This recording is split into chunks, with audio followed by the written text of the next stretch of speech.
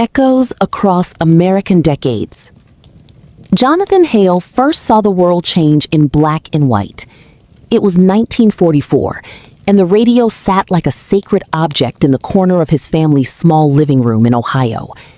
His father listened every evening, face stiff, as news of the war in Europe crackled through static. Jonathan didn't understand politics or global conflict, but he understood fear. His mother's quiet tears when letters arrived, his father's long silences afterward. By 1945, the war ended. The streets filled with celebration, strangers hugging strangers. Jonathan remembered the joy, but also the confusion.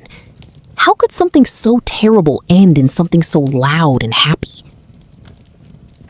1950s, the age of promise. The 1950s in America felt like a promise being kept. Jonathan, now a young man, moved to Chicago. The skyline was growing, industries booming, and everyone seemed to believe in a better future. He found work at a manufacturing plant, part of the backbone of post-war prosperity. Television entered his life around this time. Families gathered not around radios anymore, but glowing screens. Advertisements showed perfect families, perfect homes, an America that looked almost too polished to be real. Jonathan married Eleanor in 1956. They bought a small house in the suburbs, complete with a white picket fence. It was the American dream, exactly as advertised. But even then, cracks existed. News of segregation and racial injustice reached him through newspapers. It felt distant, like another country within his own. He didn't fully understand it, but he couldn't ignore it either. 1960s, a decade of fire. The 1960s shattered illusions. Jonathan's younger brother, Michael, was drafted into the Vietnam War. The same patriotic pride Jonathan had seen in the 1940s felt different now, tense, uncertain. At home, protests filled the streets. College students marched, demanding change. Civil rights leaders spoke of equality, justice, and dignity. Jonathan watched history unfold on television. Marches, speeches, violence. He began to question things he had once accepted without thought. When news came that 1980s brought a new kind of 1980s, the age of ambition. The 1980s brought a new kind of energy. Daniel moved to New York City, chasing opportunity. Wall Street was booming, and ambition defined the era. Success was measured in money, power, and speed. Jonathan visited once and barely recognized the world his son lived in. Everything felt faster, louder, sharper. Television had multiplied into countless channels. Music videos, advertisements, and news blurred together into a constant stream of information. Daniel thrived, but at a cost. The pressure to succeed was relentless. Relationships became transactional. Life moved quickly, but not always meaningfully. Jonathan wondered if this was progress, or just a different kind of struggle.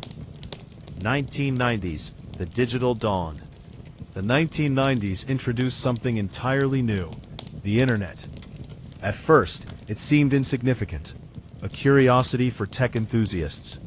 But Daniel saw its potential early. He left his corporate job to join a startup. Jonathan didn't understand it. There were no factories, no tangible products, just computers and ideas. But by the late 1990s, everything began to change. Emails replaced letters. Websites replaced brochures. Information became instant. Jonathan, now elderly, watched as the world transformed yet again. This time, it wasn't war or protest. It was technology reshaping reality itself. 2000s, a world rewritten. The new millennium began with hope, but quickly turned. The events of September 11th, 2001, shook the nation. Jonathan, now in his 70s, watched the news in disbelief. It reminded him of 1940s fear, but amplified, immediate, unavoidable. America changed overnight. Security increased. Wars began again, this time in unfamiliar lands. Fear returned, but so did unity, at least for a while. Daniel's children grew up in a world Jonathan barely recognized. They used the internet as naturally as he once used radio. 2010s, the age of connection and division. By the 2010s, the internet wasn't just a tool, it was life. Social media connected people across continents, but also divided them in new ways. Jonathan, now nearing the end of his life, spent his days reflecting. He had lived through war, prosperity, protest, corruption, ambition, and technological revolution. America had changed again and again, yet somehow remained the same. A place of contradictions, a place of hope and struggle, side by side. Final reflection. In 2018, Jonathan sat quietly on his porch, watching the sunset. His grandson asked him, "Was America better before?" Jonathan thought for a long time. "No," he finally said, "just different." He smiled faintly. Every decade thinks it's the most important one. But history isn't about one moment. It's about all of them, together. The wind moved gently through the trees, and for a brief moment, it felt like all those decades, 1940s radios, 1960s protests, 1980s ambition, 1990s technology, were still echoing, quietly shaping the present.